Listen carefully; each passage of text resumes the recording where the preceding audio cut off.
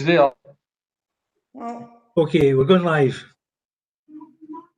Thanks very much. So welcome everyone to the committee meeting this morning for planning. It's a lovely day outside, so don't intend to hold you here too long. Can I ask if any apologies? Thank you, Convener. Yes, we have apologies submitted by Councillor Blackwood. Thank you, Convener. Okay. Full house otherwise. See, we've got Councillor Nicholl with us now. Councillor Nicholl, is that in place of? In case of Lynn. Right.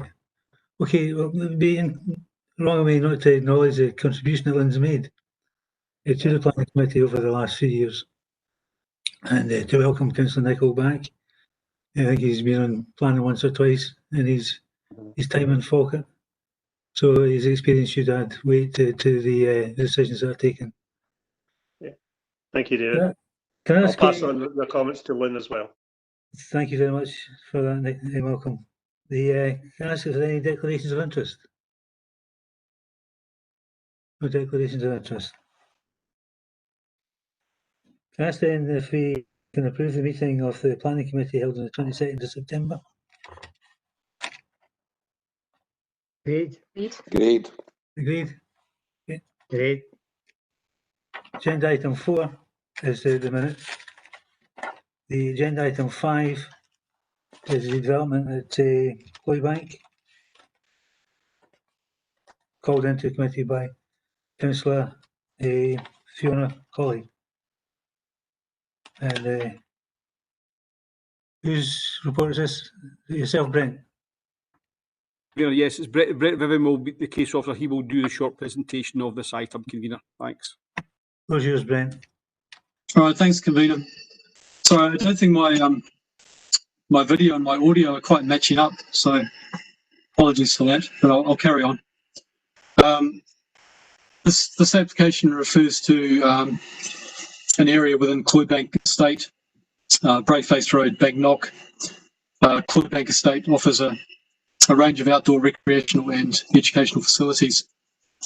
This application seeks planning permission in principle for 3 additional dwelling houses at the estate. The justification for the new houses is to cross-fund completion of estate development works. This application follows a previous grant of planning permission in 2014 for 6 dwelling houses, also for cross-funding purposes as detailed in paragraph 3.3 of the report. A Section 75 planning obligation attaches to that permission and secured the payment of education and open space contributions, as well as tying occupancy of the 3rd, 4th, 5th and 6th dwelling houses to completion of certain development works at the estate. The current application is supported by a business plan which highlights that a change in lending policy of the mortgage provider resulted in a larger proportion of the plot proceeds being utilised to meet mortgage repayment commitments. Further information and clarification was sought from the applicant by us in relation to the business plan. This included queries in relation to the financial summary, a request for submission of the accounts of the income from the previous plot disposals and expenditure of that income, and clarification regarding the intended further development works and the costings of those works. Those numerous queries have not to date been addressed to our satisfaction. Now, while the application was validated on the 11th of October 2019, before the COVID-19 pandemic, following the start of the pandemic, it was suggested that the applicant submit an updated business plan to reflect changing circumstances. In response, a supporting statement was submitted on 16th of July 2020, which I believe was circulated to 2 members of the committee. And that statement included the following submissions. 1, Cloybank has reached the stage where it will not survive the current pandemic. 2, while the pandemic continues, the submission of an updated business plan is almost impossible. In the current circumstances, it would be almost entirely speculative. 3, the existing Section 75 planning obligation is becoming exceptionally restrictive. 4, the additional plots would be sold on a non-profit basis. The income generated would be used to complete and upgrade the existing facilities. 5, specifically the funding would be used to complete the new hospitality suite building on the site. Also the new training centre building for children and adults with learning difficulties. And it would also be used to fund a new children's play area, car parking and access upgrade works, a new hydroponicum, and new mains water supply and electricity supply. 6, Cloybank is a unique multi-award winning purpose-built facility. There are no other similar providers, facilities that could take over and deliver the training offer. 7, completion of the works would allow the staff levels in hospitality and tourism to increase. 8, a neighbouring property was granted planning permission for 3 plots without a Section 75 planning obligation. And lastly, the applicant is looking for help to allow the only option for survival, planning permission without the onerous restrictions of a new Section 75 planning obligation. The full site history is set out in Section 3 of the report. The consultations are set out in Section 4 of the report. I would draw your attention in particular to the responses from the Council's Roads Development Unit, the Council's Growth and Investment Unit, and also the Council's Employment and Training Unit. The Roads Development Unit have advised that the development is unlikely to generate significant vehicular movements. However, any traffic generated increases the likelihood of 2 vehicles encountering one another at any of the restricted locations on Brayface Road, giving rise to an increased accident risk. Similarly, the development could introduce pedestrian traffic to Brayface Road, which would not be in the best interest of road safety, having regard to the absence of footway or lighting provision in the general area. The Growth and Investment Unit recognise that this is a local business with a community focus.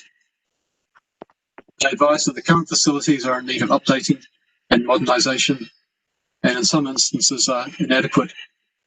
Upgraded facilities would ensure that Cloybank is well placed to provide an excellent customer experience and a popular visitor attraction, which fits in with the Falkirk tourism strategy.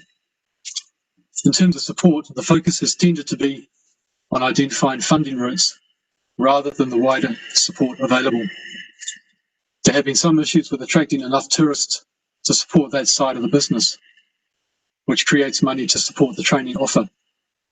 This is something that the Growth and Investment Unit could help the applicant with. The Council's Employment and Training Unit have advised that they use the Cloybank facility to run programs and provide placements for their participants. Many of the programs are subsidised by the Council. A procurement exercise was due to commence in August for delivery in September. This has been delayed due to COVID-19. Cloybank will be involved in this process and have potential to secure bids for delivery of a number of training programs. Although the training can be delivered by other providers, the practical element is more difficult to emulate elsewhere. Although there are claims of employment by the applicant, much of this has been secured by Employment Training Unit staff during or after Cloybank training, and many of the Cloybank-based employment programs have been subsidised by the Council through wage subsidy or supported employment funding. There have been no public representations or objections received to the application. Turning to the local development plan, it can be noted that the application site lies out with the urban limits within the countryside as defined in the plan. The proposal does not meet any of the circumstances described in the Housing in the Countryside policy to support new housing development in the countryside. On that basis, the application is assessed as contrary to the local development plan. I'd also draw your attention to several other relevant policies of the Local Development Plan, Policy IR03 relating to education, and Policy PE17 relating to open space. The application would trigger an education contribution towards improving capacity at Bankia Primary School. It would also trigger an open space requirement to be delivered either on-site or by means of an open space contribution in lieu of on-site provision. At this stage, there has not been any detailed discussions with the applicant in relation to these matters, given the fundamental housing in the countryside policy issue.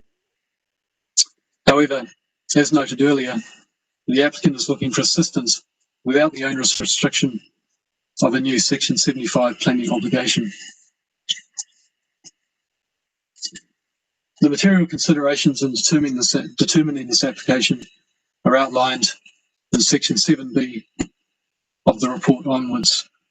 I would draw your attention in particular to paragraph 7B.6, which outlines the existing terms of the Section 75 planning obligation, and notes that at this current time there are a number of breaches in respect of that Section 75 planning obligation. Paragraph 7B.9 highlights that it is considered that the current business plan has deficiencies in a number of respects, and there are a number of unanswered questions and concerns. In relation to those concerns, there are 7 bullet points under 7B.9 which provide more detail in relation to those concerns. Paragraph 7B.10 refers to a planning permission on a neighbouring property which was granted by committee in September 2019, contrary to officer recommendation to refuse the application on countryside policy and sustainability grounds. That application was similarly for 3 dwelling houses. The decision of the committee was, and I quote, "The committee exercising planning judgment agreed to plant planning permission for the erection of 3 houses and associated infrastructure on the grounds that it was considered that the proposed development constituted appropriate development in the location, and it was satisfied on issues of transportation and road safety, and it was considered that the site could be a brownfield site, given the evidence of previous workings on the site." It would be material for the committee to consider their previous decision-making in this area in determining the current application. In conclusion, the application is assessed as contravening the local development plan and is recommended for refusal. While the potential benefits of upgrade of the facilities in terms of increasing visitor attractiveness, the quality of the facilities on offer and contribution to the local economy are noted, the business case is currently presented as considered to be deficient as a means to justify the proposed enabling development contrary to the terms of the local development plan, and on that basis the recommendation is to refuse. I would note at this point that the applicant requested to speak at this meeting, but unfortunately the request was received too late under the standing order. However, he has provided further submissions, which I suggest, Convener, that I could now read out to the committee. And I quote, As I have already stated in previous emails, the future of Cloybank and its staff are 100% dependent on these plots being granted. The training we deliver for the council is still non-existent and could be for months. The uncertainty we are living in at this time is horrendous. Being a business owner makes it more difficult as I am trying to keep people in a job. We are trying so hard to keep Cloybank from having to close. This would be disastrous for us and the local economy, but more so for the young people we have been working with for the last 10 years. The worst hit age group is 16 to 25-year-olds through the pandemic. This is the age group we have helped for over a decade. These plots will give us the resources to give so many the opportunity to better their chances of success in the future. I know these times are trying and very difficult for everyone, but we have to stay strong and we will get over this. I only want to finish what I started, and that is to give the Falkirk area a facility that will contribute to the local economy, create employment, help people with mental health issues, bring families together, create open space for people to enjoy, give support to those who need it most, and complete a facility that everyone will be proud of. I don't know what we would do if we have to close the gates. This would mean all of the staff would have to be made redundant, and none of us would want that. If we can complete the facility, we would be looking to take on at least 20 new staff in the following areas: sports, hospitality, training, leisure, and tourism. I am hoping and praying that we can finish what we started, so that we can help in the recovery of our economy nationally and more so locally. Everyone deserves a chance. That concludes the quote. Thank you, Convener.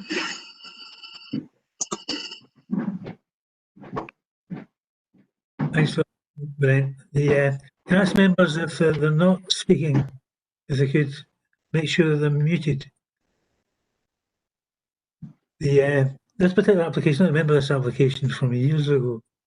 I think I was in at the beginning of the Cloybank programme, and it certainly was a programme that I was happy to support at that time, and in principle would be happy to support it at the time. I think we need more information with regards to what's been sought from the developer. If it's solely a business plan, then I've a great deal of sympathy for the applicant on this, because trying to put together a business plan at this point in time must be near impossible.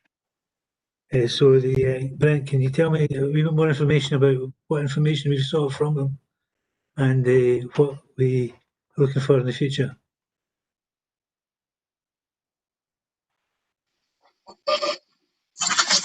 Yes, Convener. Well, the first thing we're looking for is, and this is covered under the Section 75 terms, we're looking for the accounts information, which would demonstrate to us that the income from the previous plot disposals has been appropriately used to fund development works. So we need that assurance as a starting point. We're then looking for some clarification on the intended further development works and the detailed costing of those works.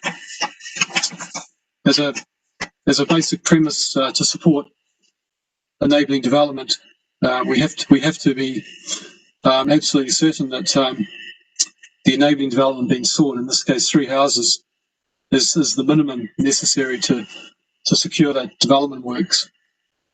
And until we're satisfied on the expenditure of the existing income and the costings of the new development works, then we're not in a position to satisfy ourselves that the 3 houses being sought is the minimum necessary to provide the funding for to complete the development works at the estate.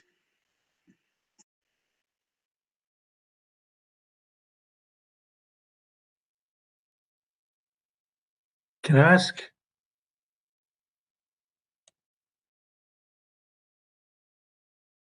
Or Ian, if it would be in order, if it would be possible to approve the application in principle, pending the delivery of the information that has been sought by the department.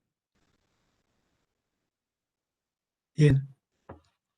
Yes, I think given there would be concerns, I think taking that decision today on that particular matter, I think what Brent has outlined is it's fairly a complex application, as you've heard from Brent's summary response. It's important that committee be appraised of the lengths and extent that officers, particularly Brent, have been seeking to get further guidance and advice. And you'll see from the report we've also been taking advice my colleagues in the Economic Development Unit on this particular aspect, because clearly there are detailed complexities here.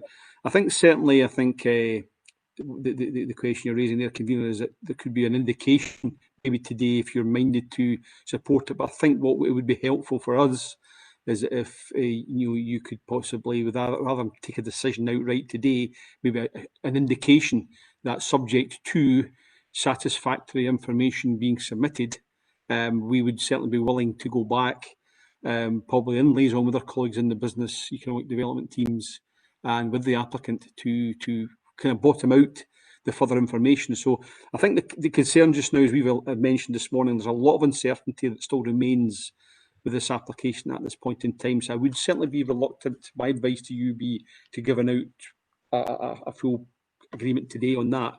Certainly possibly a willingness that's subject to further information being sought, then that may well be the way you wish to take this morning, if that is a situation. Because certainly it's a very difficult one. I think clearly we are in uncertain times here just now, but I think certainly we have, tried to explain in the report and what Brent has said this morning, that there remain a lot of questions that remain unanswered. And despite requests for that information, regrettably that's not been forthcoming, particularly these last certainly 6 months or so, understandable. But equally, the application was in last October, over a year now, and certainly even in the lead-up time to the COVID situation, which did come on us very quickly, we were not getting the information that we'd been asking for. So I think at this point in time, with all that in mind, I would be inclined not to say it would be appropriate to, clearly it is, as a committee, you may wish to take another view. My advice would be probably, I think I'd be premature to take that stance that you're suggesting, Convener, but possibly if committee were of a view, maybe indicate I'm minded to support, subject to further satisfactory, statements and information being gathered, and we could report this back to a future planning committee. That's probably what I would suggest, Convener. Yeah, happy with that. Is someone Clucky?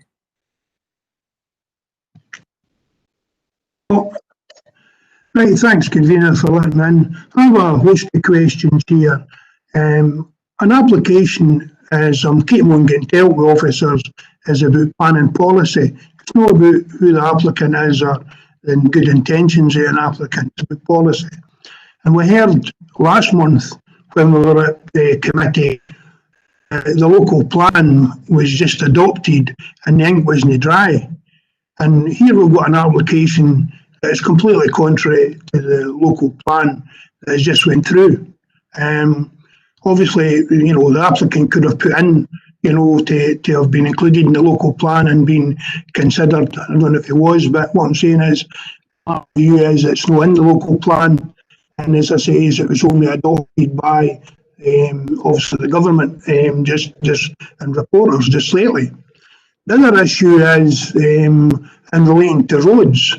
Last month, once again, we officers, we went and said that where an application is over 5 houses, that we would put in roads to an adoptable standard. That has always been, used to be 3, and we moved it up to 5 in line with national policy. And here we're going to 8 houses plus a business. And here, the last month, an applicant was going to go and provide, as I say, pavements and street lighting and that. We said we didn't get enough supportive information, so we declined it. Here, an applicant is choosing not to put pavements in a private road, no street lighting for people to access and to be able to access up in the winter time and go. And I'm just saying that we've got to be consistent with policy. And quite clearly, I would like to hear what the officers are saying about the local plan, what they're saying, what roads are saying about why we're not asking for an adopted road in here to meet policy. And does this stay the gradients? Does it stay the pavements? It doesn't seem to be when they're asking for it just to be a private road. So that's one of the issues that I've got. The other issue, it says that we're going to look for contributions to play provision. That's one of the reasons that he's wanting more houses. But we heard through social media that he's just recently, in the last couple of weeks, opened a play area. as I say. So if that's true, is this going to be another play area? Is it going to be expansion of the play area that's being constructed? And obviously, I see Brent talking away to somebody there, but obviously, I would like to ken that, because if they've not put in a decent business plan, you don't know what the contributions would be. But it just seems strange that we're going to put in for something that may be already built. Officers, Mr. Dryden has also said this application came in last October, 6 months before COVID. It came in. That's when the ETU was fully involved there. And it wasn't making money then. They were in plans to bring in this application. Now, he maybe had a crystal ball and kind that COVID was coming, but I doubt that. As I say, so the business wasn't making money. He already was losing and was coming in with an application for further houses and not seeking the education and other contributions for the Section 75. We already seen that he's not paid to Section 75. And if planning enforcement happens now, I'm led to believe that the 3 householders will be the focus and who will be asked to make payments. Right? And obviously they've signed a deal with obviously the applicant. So as I say, that's just what I'm, and the officers can tell me if I'm wrong. But enabling development, which is the only way you can go and run a business in the countryside, and this is countryside, it's not in the local plan, has to be with a proper business plan. And when we're going to go and do things, we've got to look for Section 75 if the words were education. Now we've heard that there's not even going to be a payment up to this job. I don't even know if people from Banknote can access it. I believe there's pass on in this man's application. But is there links to the local community there? I would like officers to be able to tell me that.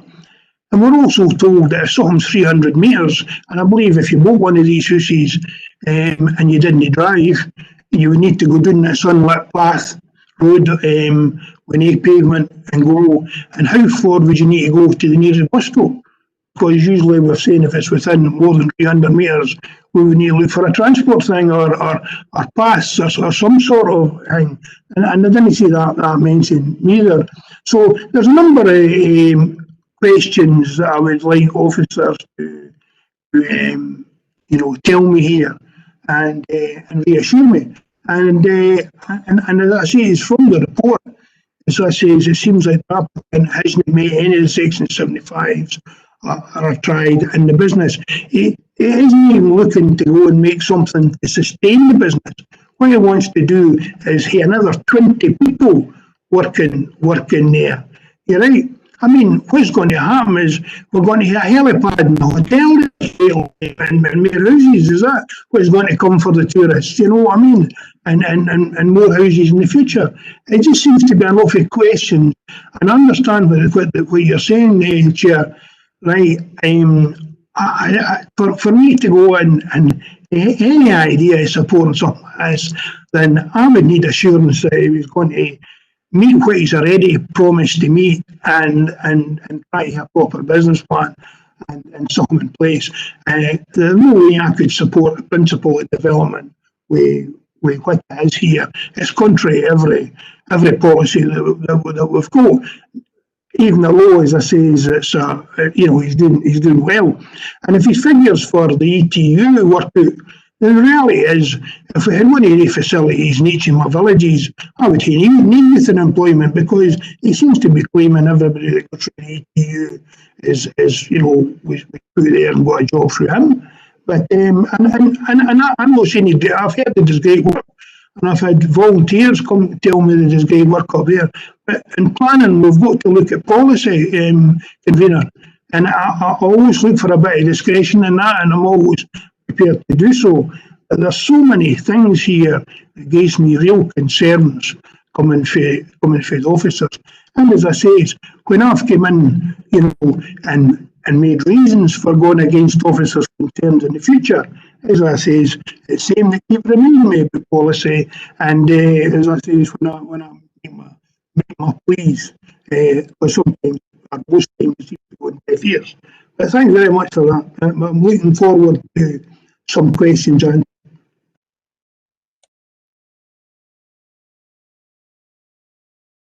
questions. Ian or Brent pick up on some of the questions. Yeah, Convener, I'll ask Brent to come in and Brent, obviously with his detailed knowledge of the application, particularly the dialogue that Brent has with the applicant.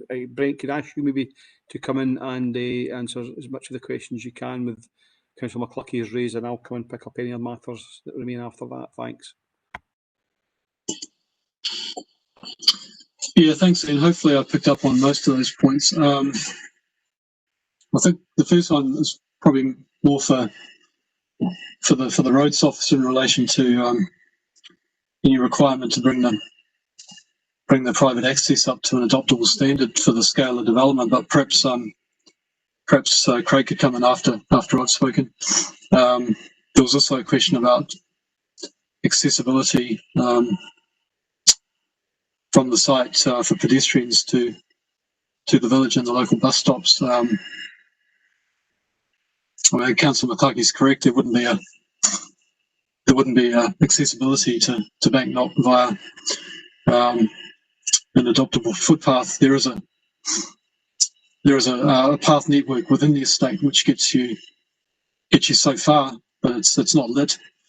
It's within the estate. But I think from that point where you hit Braeface Road, you would still potentially be on the carriageway for a wee distance before you can link into the footpath further down. In terms of the play area, we were made aware only very recently that apparently a play area has been constructed. A new play area has been constructed at the estate. Councillor McCluckie is quite correct in that one of the development works that the applicant is suggesting the funds from the 3 new houses would cover is a new children's play area. So there is some dubiety at the moment in terms of whether that remains an item that the applicant is seeking funding for. And that's something we would have to go back and clarify with the applicant, because obviously it would have a knock-on effect in terms of the overall costings and the amount of money that the applicant is claiming he needs to secure the development works by the new housing. There was also reference to the existing section 75 being in breach, so I could perhaps provide a bit more detail on that. The planning obligation requires payment of open space and education contributions prior to each house being occupied. There's now 4 houses occupied, and there's payments due and outstanding on some of those plots. The obligations under the Section 75 run with the land, therefore for the new homeowners are liable for those payments, and we have been in touch in relation to those outstanding payments, and we're awaiting feedback from some of the new homeowners who are seeking their own legal advice. However, they have intimated to us that they did have a private arrangement whereby the applicant agreed to pay the contributions. So that in its own right is a private matter for the homeowners to resolve with the developer. But in terms of the Section 75, because it runs with the land, we're obliged to pursue the new homeowners, which is ongoing at the moment. The Section 75 is also in breach in terms of some of the development works that were required to be completed before the house occupations, and those items are listed in the report in paragraph 7b.6. There was a requirement for a covered golf driving bay and golf tuition station and a training support facility to be occupied before the third house. I believe the applicant wishes to essentially to drop out the golf driving bay golf tuition station. That's no longer features as one of the intended development works. The training support building is partially completed, but the applicant is now seeking further houses to enable him to complete that particular building.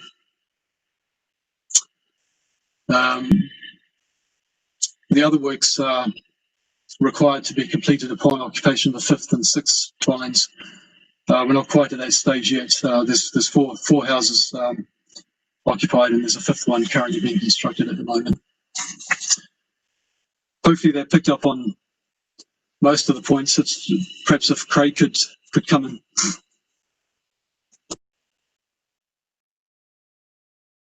Yeah, thanks, convener. Councillor McCluckie was speaking about the council's sort of position on number of units served by a private access, and he mentioned the national policy. Falkirk Council adopted the National Roads Development Guide a few years ago now, can't remember exactly, and that guidance states that generally 5 or fewer properties will be served by a private access, by a driveway essentially. So there's already 6 houses granted permission from the access that serves Cloybank, plus Cloybank itself. Right now, I don't know why those 6 didn't require the provision of an adopted road. I'd need to go back to the files for that one, I'm afraid. The reason we didn't ask for it for these 3 is simply because we're not supportive of this development. If we had been supportive of the development, then yes, by all means, we would have looked for all sorts of upgrades to happen. But our position on this one is similar to our position on generally most rural dwelling or rural residential developments, in that we generally don't favour them. They tend to be remote from areas that are lit, as is the case here. They tend not to have footway provision, again, as is the case here. So our initial position on this was one of non-support, which is why we didn't then go in to ask for improvements to be made, for example, for the private access to be upgraded to an adoptable standard.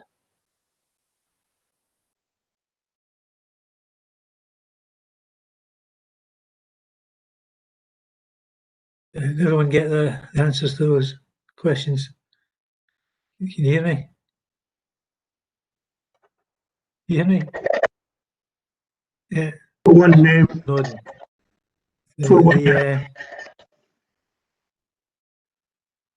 Okay.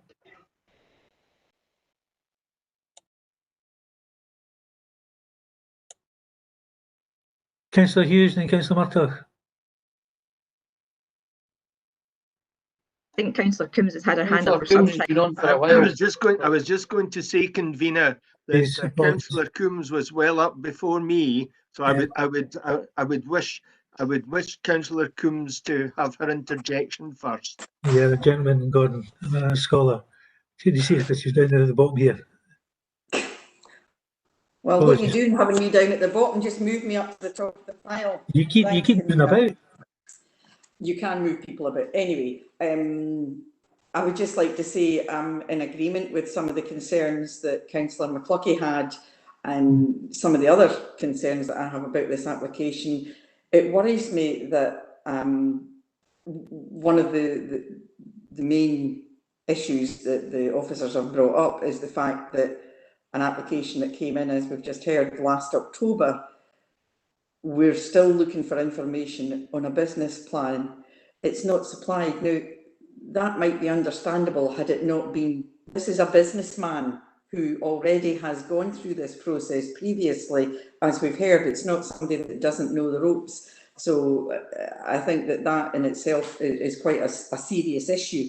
And you can't argue with the ideals of the Cloybank business, which is obviously why the council, through our ETU, we help to fund these training programmes. However, I really do have serious concerns about all the breaches of the planning obligations that already exist Brent just went over them again when he was answering John's questions. That there are planning obligations in section 75. There's 4 existing houses that are already occupied, and yet they haven't complied with the obligations that we had on that. And I think, was it section 7B?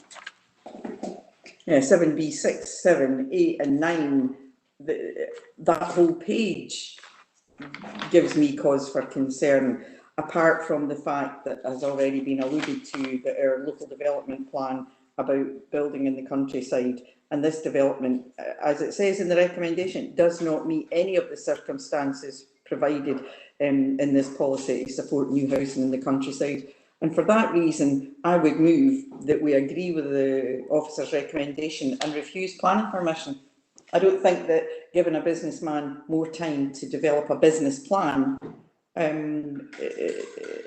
can't see the reasoning behind that. I could if it was a new person coming in and perhaps didn't understand the rules and the impact of COVID, but has already been discussed last October.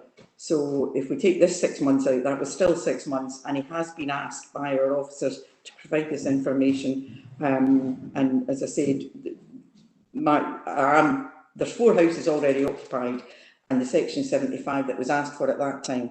And I feel that sometimes, as a planning authority and as a committee, we agree these things with these provisos on it and with these caveats. And if they are then ignored by developers, I think that's quite a serious issue that we need to address. Thanks, convener.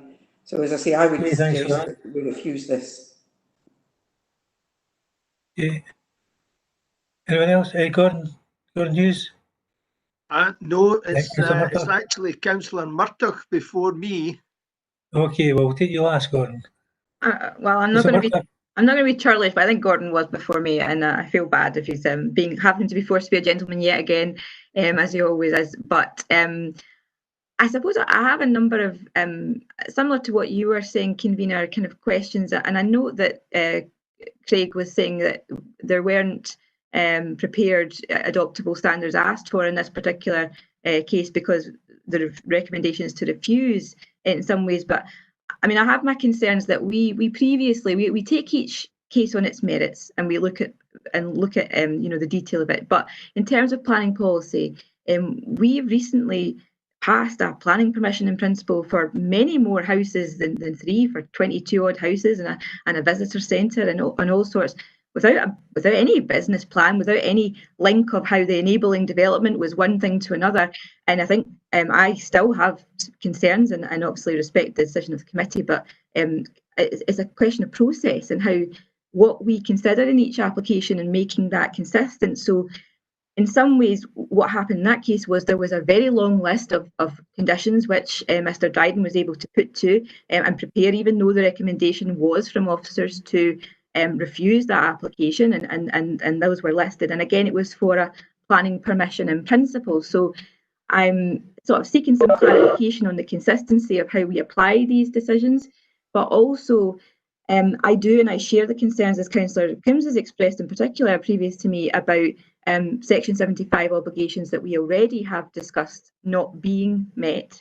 And I think it's on us as a committee looking at this. The recommendation is to refuse is largely on the element of the countryside and it not meeting policy criteria. I think that there's some merit to say that could be overcome because of the circumstances. But I think I similar to what you asked, convener, if there was a way of saying, okay, if that policy can be overcome, and there was obviously previous planning application on this site and it granted for slightly different, but I think the question asked by the councillor calling it in is whether that could set a sort of precedent about the site. If that element of the reason to refuse is set aside, why, given that in other instances we've been quite firm about Section 75s that we want to see as a committee before it gets past full planning permission, can we not do that in this case? and seek that information at a later point. So can I get a wee bit more clarity from that, about that from officers, please? Okay, Mr. Dryden and Ian, Brent or yourself pick up on these points. No, I think, Gavin, I think I could touch on the points that Councillor Muttler's just raised there. I think certainly this comes back to consistency. Obviously, is important. But I think that it has been mentioned already this morning. Each application is looked on in its individual merits, and particularly going back to the history to this site and the development of the Cloybank site. And many of you on today will have been involved in that earlier decision. And again, the your development plan, that was obviously the Falkirk local plan, the development plan 1 at the time. But there's a consistent approach to that. The policy context has really not changed from your current development plan, which has recently been adopted. And that underlying key criteria is developing the countryside. And the decision that was taken back on the previous application here for Cloybank was acknowledging that there was elements, obviously, that were not in accordance with your development plan, and it was simply agreed on the premise that this was enabling development. And so therefore there was a clear reason for departing for that, which was justifiable in that case. And leading on from that, I think certainly is the report this morning before you confirmed contrary to policy, but obviously it is an established business to the extent. Clearly there is, as you've heard from Brendan this morning, and some of you know the site, it's clearly in a period of transition at the moment, and obviously we have the COVID situation, which is unprecedented and has put a new dimension on matters. But I think just probably what I'd want to just quickly conclude, and then Brent can come back and to ask on other points with the roads access on that matter, is that I think where we are now is that there just still remains a concern that there's questions from officers' perspective remains unanswered, and I think this has been picked up by some of you this morning as well, and that's why we have this uncertainty and concern of allowing further development to go to be allowed here. That model has been accepted, but clearly what we're saying here just now is that there's still a few serious questions that we need further information on, and regrettably that's taking time to even get that, and we still don't have that information just now. So that's really what I would point out. I think the point of access has come up, and you've heard Craig this morning, and you'll note in our report is we feel that while the Brayface Road situation means the situation that actually at its junction with Brayface Road here, there isn't a footpath provision. There was obviously a local widening or the visibility space that vehicle access, entering and leaving the site onto Brayface Road could at least be done in a manner that would minimise the risk. That has been undertaken with the original planning application. That has been done. It wasn't easy, but it was secured. And I think the view officers are taking on board our roads colleagues' advice that while we realise road safety is important, we feel in the scheme of what has been allowed under the previous plan permission and what could be allowed still on Cloybank, we feel the additional 3 units as part of this application that you're considering this one, we don't think that will exacerbate the road safety interests to an extent that would justify a refusal on road safety grounds alone. Brent, do you want to add anything else to that?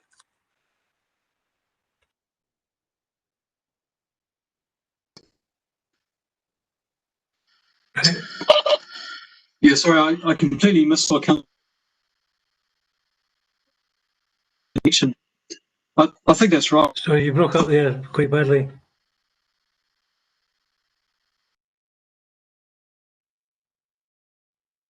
No, we've lost you.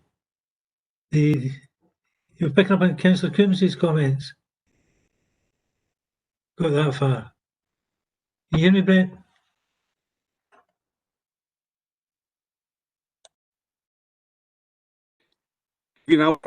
Maybe Brent can come back. I know connection seems to be with Brent just now, unfortunately, a wee bit sticky.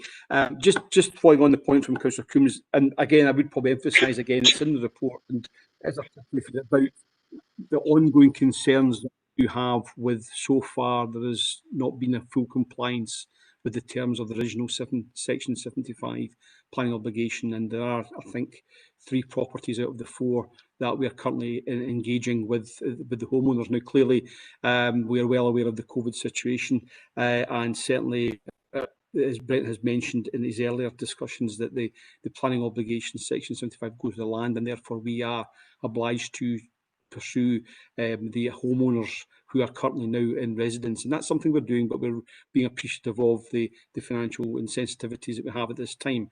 And that is probably another wee concern to us, is obviously that the private agreement that has apparently been obviously reached between Mr. Penman and the homeowners, that again is not a matter that we can get involved in.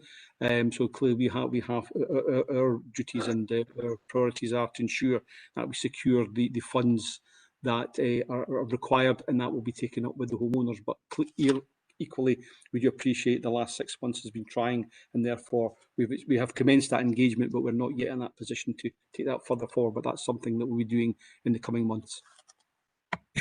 Councillor Hughes. Can I just? Gordon. Can I just come back on the points that was clarified there? I think that in the interest of consistency and in the application I mentioned before, I very much sought continuation, because I think from what's here, and I take the points, in particular on the Section 75s and the obligations and the unanswered questions on it, and perhaps that there hasn't been a full preparation of what conditions, therefore, if we were minded to grant. I think there are positive merits to the application, and we can all see them in the report, but there are things which need to be answered, and rather than a refusal and then ending up with a new planning application and having to do this all again and the potential implications, and given also that a late deputation was put forward as well, I think there's merit from my point of view in continuing to find out whether there can be clarity from officers on the business plan, on what is happening with Section 75's obligations, and perhaps looking at, and I would personally feel more comfortable to move continuation. I don't know how colleagues would feel about doing that rather than refusing. So put it forward as a possibility to move continuation and ask committee what their opinion is.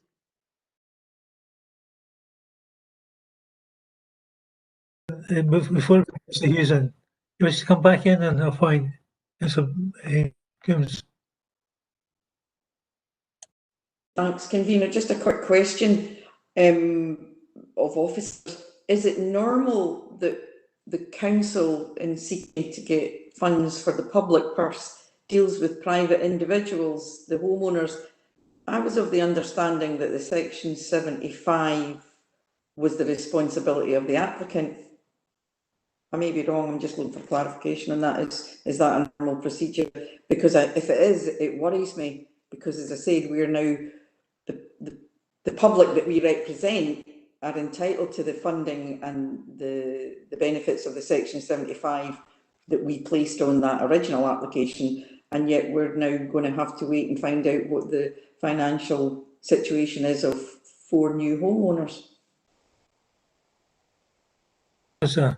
Ian.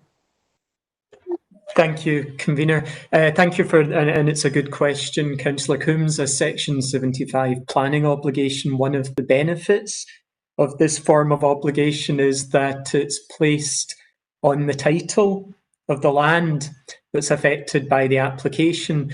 So it has the benefit that it applies not just to an applicant or a developer, but it applies to the landowner.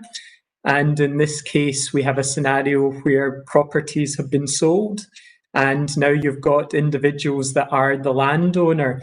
So as I say, Section 75s are quite a specialist area, but one of the real benefits is that the agreement is registered in the Registers of Scotland in Edinburgh. It runs with the land and it applies to landowners. Thank you, convener.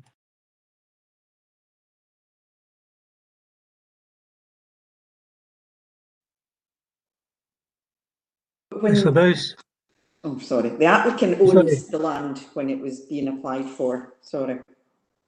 Right. Thank you, convener. By what Mr. Councillor Hughes was before you. Oh, sorry, you're right. I'll be the gentleman this time. Sorry, Gordon. No problem. Thank you, convener. I was thinking about this application while everyone was talking, and the thought crossed my mind. First of all, I might be wrong in this, but I think obviously there are 5 principles in relation to sustainability. 2 of them I'll just pick out. One is the creation of opportunities, and I think that the ethos of the plan or the project does create opportunities, probably I would say visionary opportunities for the future. And secondly, one of the other principles of sustainability is to demonstrate visionary leadership and strong governance. So listening to and looking at the application, I am concerned because in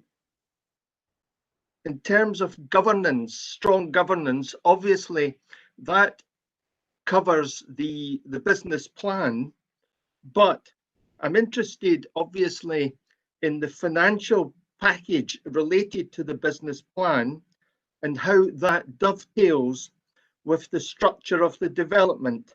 So the impact of both merged together. So to get really to give me more a holistic approach in relation to the whole project. So I think that there are lots of factors, whether it's finance, the legal implications, and how that would impact on the, shall we say, the intentions of the development. So, and is it deliverable is the other question. So at the moment, I am more inclined to seek more information, I would say more competent information from the developer, so that I can make an informed decision. So I'm more inclined to, shall we say, follow the guidance of Mr. Dryden on this issue. And I think that if I call it more a continuation, I would agree with Councillor Murtough on that. So that's where I am at the moment. Thank you. Thanks very much, Gordon. Councillor Bowes. Thank you, Convener. Maybe a quick answer in my first part of this. Was there not a larger development at Cloybank? And maybe Mr. Dryden can answer that.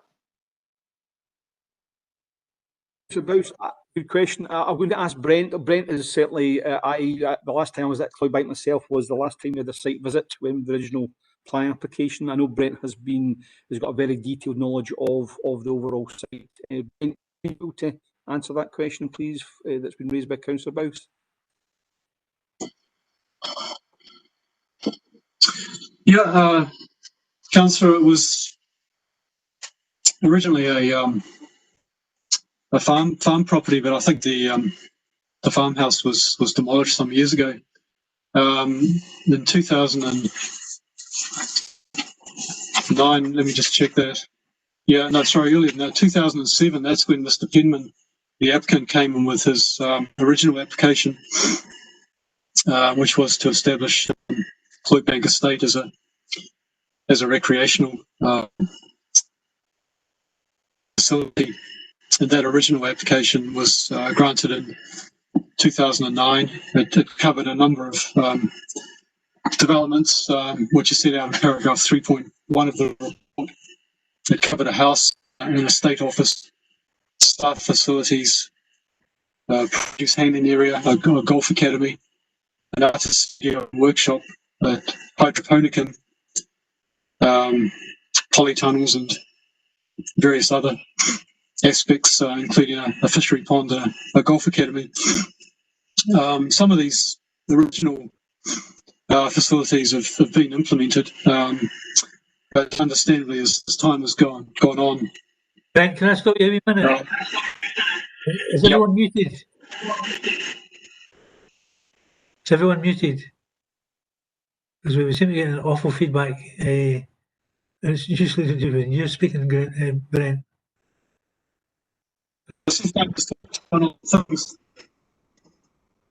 Things have changed over the years. There's now more of a focus on training and utilising the council as a partner in that.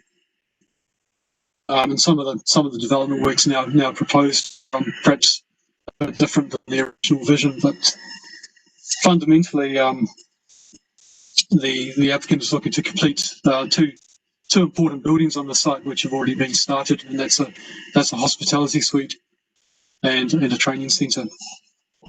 Thank you. Okay, thank you, Brent. Obviously I'll get some feedback. Obviously have some the interest in that the Cloybank does actually complete what it's doing. I think what some of the stuff they've been doing is good work. Do have concerns, and going back to what Councillor McCluckie originally said. However, I also would like the questions answered, because listening to the report earlier, one of the big stumbling blocks was this 5 questions. And I would like to give them the opportunity, as we have done in other applications, is looked for a continuation to get the answers from the applicant. It then is down to the applicant then to make sure those answers come forward, so that we can make what would be the right decision, and the actual recommendations in this paper may change depending on the result of those answers. So rather than declaring one way or t'other today, I would like to see those answers to make sure that I'm making what I would hopefully be the right decision on this. Thank you. And I'll second Councillor Murtagh for a continuation.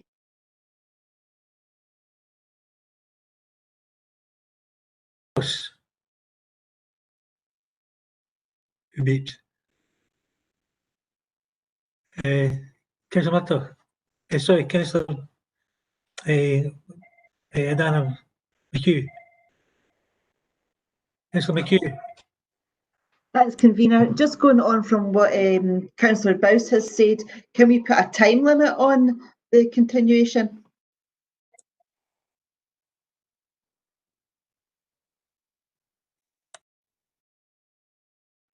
Did you pick up that question yet? Yeah, thanks, convener. I was going to, well, obviously, in terms of the time frame, it's a good point. I thought we want to indefinitely. Clearly, with the time frame we have another planning committee scheduled for the 18th of November. That's clearly, while on paper it might sound probably possible to do, I think, given the questions that have been asked here today, if we move the continuation, I would suggest that I think the next committee is the January committee. We don't have one in December, so I would think it would not be unreasonable that if a committee were agreeable that if we decide to agree a continuation, that we ask that an update report be brought back for the January planning committee. Reasonable. Can I say or sooner if possible?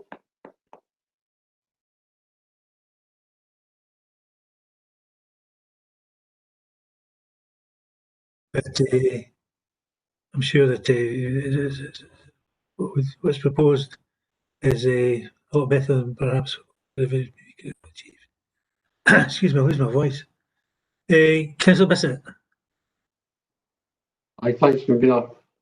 Councillor Coombs moved that we refuse planning permission, so I would actually support that. I'll second that.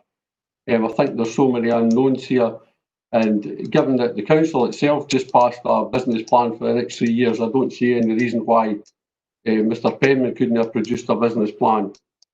There's been quite serious breaches here that haven't been filled with the previous Section 75 order, so all these things need to be completed before we could move forward anyway. So I think the officer's recommendations are quite clear.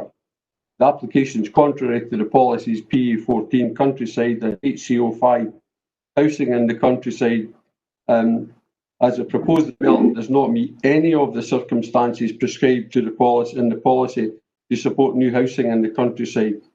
It represents unjustified housing in the countryside within the terms of these policies, and the applicant has failed to demonstrate to the satisfaction of the planning authority that there are material planning considerations otherwise justify granting planning permission. So I would happily support Councillor Coombs's motion move to not to grant the planning permission. Okay, thanks, Councillor Bissett. I think everyone's had their say. The Councillor Nicholl, do you want to indicate? Do you want to come in? To come in on this item, but as you said at the start, my memory goes back a long way, and I was always very impressed in previous visits to Cloybank, just what the gentleman was aiming to achieve there. And based on that basis, and under the understanding that there will be a strict guideline of January meeting at the latest, I do intend the move to continue the matter, to give him a final couple of months to finally realise that the time is running out, and if he is serious about getting support for this, then he has to abide by that guideline. So I'll support. I think it was Councillor Murtagh that moved it, so I'll be supporting that course of action, but on the strict understanding that for a very limited period. Anyone else? Councillor McCluckie, can I have any new information or new questions to rerun the debate? I'm sorry to ask the same question because I never got the question to do with the transport. What I was saying there, Mr. Biden asked a question that disagreed with roads, and that's no uncommon for road officers to be their report and then the planning officer here a different report, and it's up to member for one we agree with. However, what I'm saying is the over 5 houses on the situation is mentioned in the application.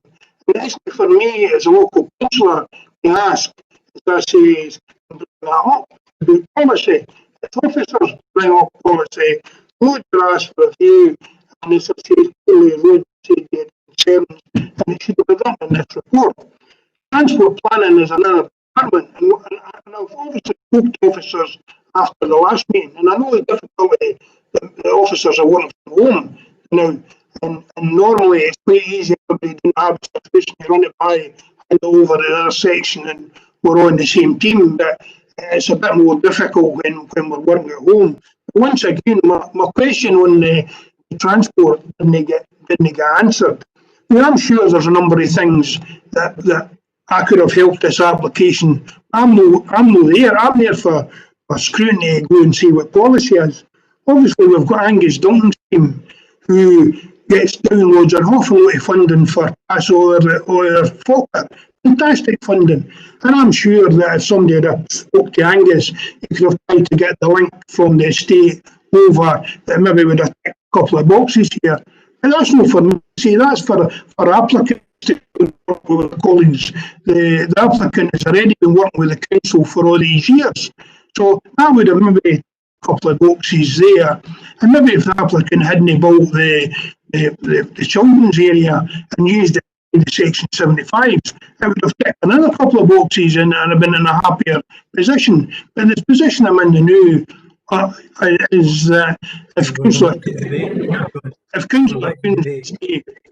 isn't going to think me, obviously I'm going to support her. If she isn't going to withdraw a motion to continue, I'll be supporting her.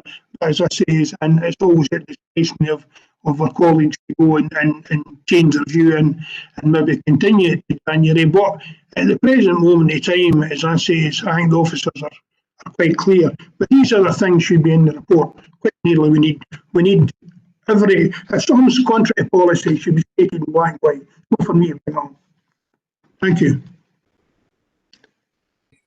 There's obviously a clear division within the committee.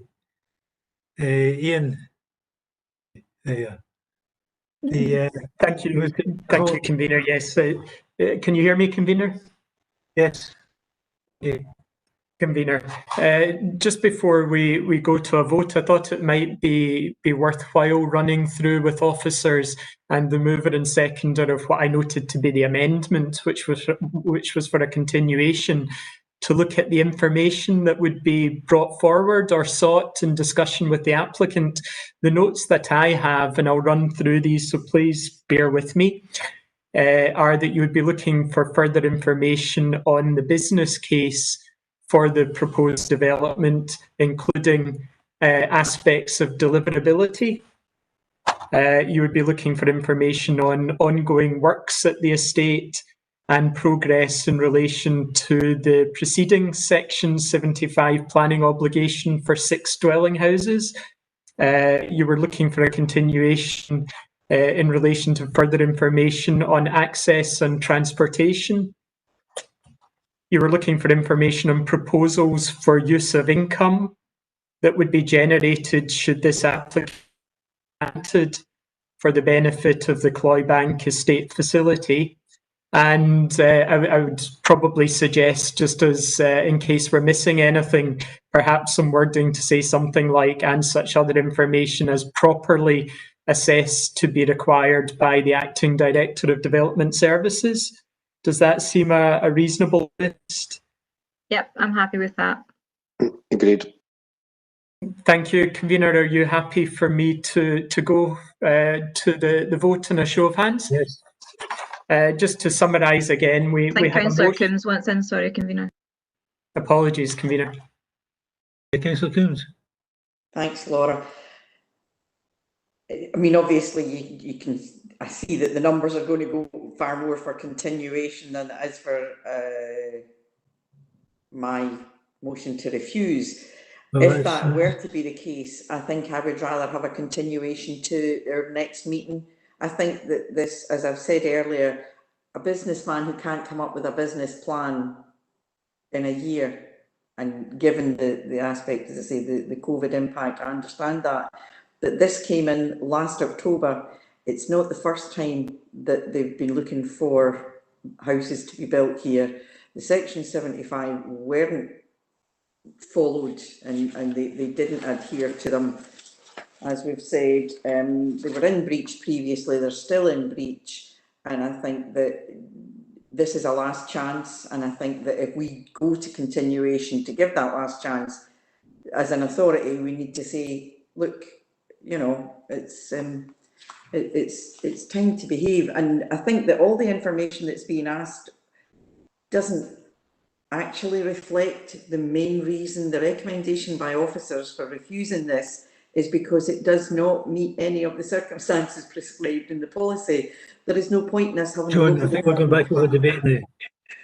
Well, what I'm saying is, would the mover of the amendment be happy to say, yes, okay, we can continue, but we continue it to the next meeting? The information has already been asked for. It's either give us the information, it's that last JAP thing. I would be willing to take away the motion to refuse and say, right, go for continuation, but continuation to the next meeting, and that's it, for the reasons that I've just mentioned.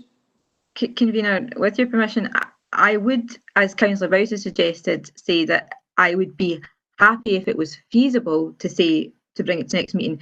However, it's more in a recognition of whether it's feasible for officers to gather, present information and report, that I would be more comfortable with January. But if it was possible, then I would be happy to say, if it is possible, to put that in the amendment to work towards the earliest possible opportunity to bring it next meeting if possible. But personally, I feel probably, and Mr. Dryden might be able to input, I'm comfortable with January on the basis that I think that's quite an ask for officers. Yeah, I think so as well. Anyone else? Even if I may, yeah, could I just come in on the time frame? Obviously, we would endeavour to try and meet the next meeting, but could I just say that given the committee for November is the 18th of November, the lead-in time, we officers have to complete the reports for draft by next. So we're a very tight time frame, and given the logistics we all have working from home, and I know Brett has other caseload matters that are currently requiring urgent attention. So I think, while I won't say definitely no, I think it's highly unlikely at this point that we would be able to meet the November committee deadline, I'm afraid. But it's not impossible, but I think it's unlikely. I would agree with that. Okay, can we go to the vote? Convener, I think that's what I had suggested, is the 3 months or sooner if possible. I think is what I had actually suggested earlier. Yeah, that's what's been stated. Do you still wish to pursue that, Councillor Coombs? understand the officers. Well, can we put a time limit on getting the information from the applicant then, rather than say it needs to come back to our committee? We say that if we don't receive the information required. But again, I mean, I don't see that as a key issue. The business plan is just another aspect for the, as I say, my misgivings about this application. But Okay. Just go to the vote. Okay. Ian? Convener, yes, we have a motion by Councillor Coombs, seconded by Councillor Bissett, and that is to refuse the application in accordance with officer recommendations in the report. We then have an amendment by Councillor Murtagh, seconded by Councillor Bowes, and that is to continue consideration of the application, recognising that not enough information is before the committee to take a decision today, and the continuation is to the January Planning Committee or sooner if possible. And I won't run through all of the information that's sought, but it's as I summarised in advance of the vote. So in terms of a roll call, Councillor Alexander? No. Sorry, Councillor, was that amendment? Was continuation. Thank you, Convener. Provost Buchanan?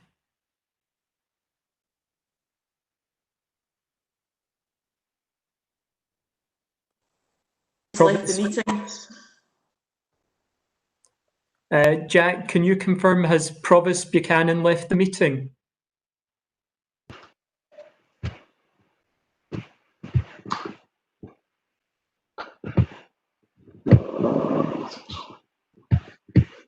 Sorry, all.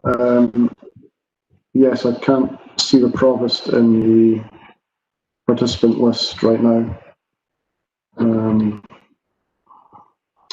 He must have dropped out earlier. Sorry. I'll see if there's any communication. Thank you. Sorry, Convener, for the delay. I'm just concerned if we're having a vote that perhaps the Provost is just having technical difficulties.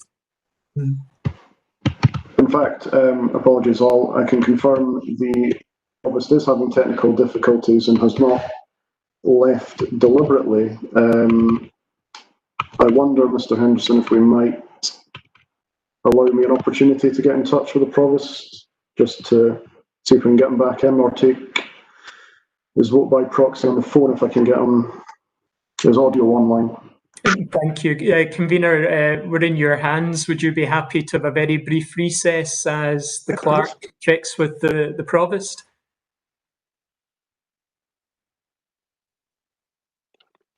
Yeah, I'd rather we continue with business, but we wait for the Provost, or wait for Jack to come back with the confirmation the Provost is either unavailable or has it been reconnected. But a recess, members tend to drift away and on the phones to constituents, etc. If I can possibly talk Jack out, then sorry, Convener. You winning? Why don't you locate the Provost? Just in the process of doing so. Right. I would be grateful if we could just pause for 5 minutes. We'll just suspend the vote in the meantime. Thank you all. Thank you, Convener. I would suggest we all simply mute ourselves and take off our video for 5 minutes. Thank you, Convener.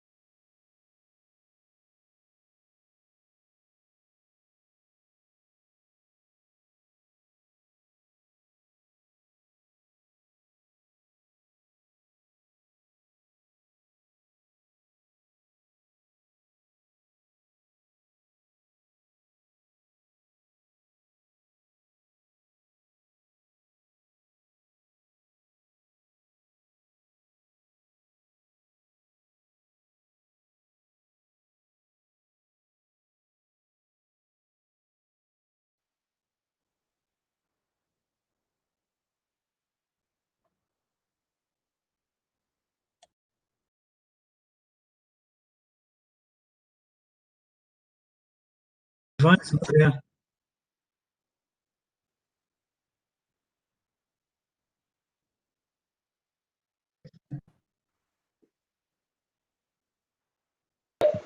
Apologies, convener. I've been unable to get in touch with the provost, either by email or telephone.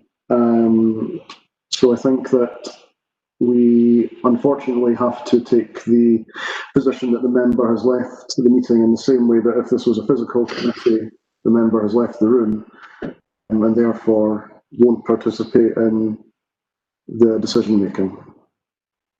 Okay. It's a pity. Sort of have everyone here and everyone missed for the vote. However, on that advice, can we proceed? Yes, thank you, convener, and thanks for the brief recess there. Just to summarise again, we have a motion by Councillor Coombs, seconded by Councillor Bissett, to refuse the application in accordance with officer recommendations. We have an amendment by Councillor Murtagh, seconded by Councillor Bowes, and that is to the effect that not enough information is before the committee to take a decision at this meeting, and the matter is continued to the January committee or sooner if possible, for discussions to take place between officers and the applicant to bring back a further report with information as I summarised earlier. Apologies. So running through in terms of a roll call vote, Councillor Alexander, convener. For the amendment. Provost Buchanan is absent. Councillor Bissett. Motion.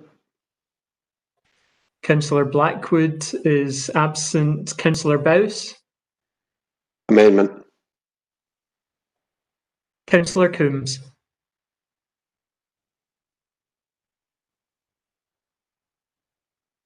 The motion. Thank you, Councillor Coombs. Motion. Councillor Hughes. The amendment. Councillor Kerr. Motion. Councillor McHugh. For the amendment. Councillor McCluckie. Motion. Councillor Murtagh. Amendment. And Councillor Nicholl. The amendment.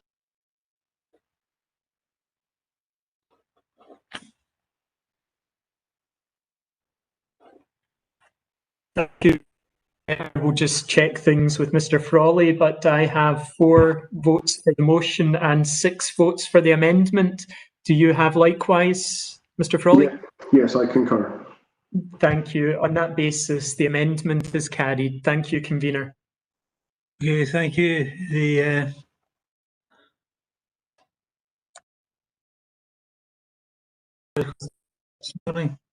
and safe journey home. Stay safe. Well, thanks to the chair.